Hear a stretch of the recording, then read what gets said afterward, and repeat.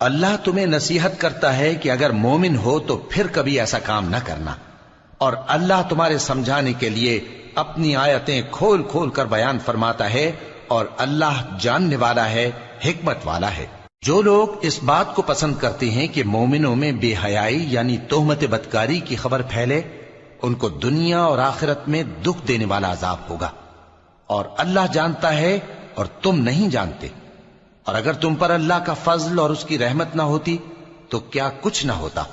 مگر وہ کریم ہے، اور یہ کہ اللہ نہایت مہربان ہے، رحیم ہے۔ مومنوں، شیطان کے قدموں پر نہ چلنا، اور جو شخص شیطان کے قدموں پر چلے گا تو شیطان تو بے حیائی کی باتیں اور برے کام ہی بتائے گا۔ اور اگر تم پر اللہ کا فضل اور اس کی مہربانی نہ ہوتی تو ایک شخص بھی تم میں پاک نہ ہو سکتا، مگر اللہ جس کو چاہتا ہے پاک کر دیتا ہے۔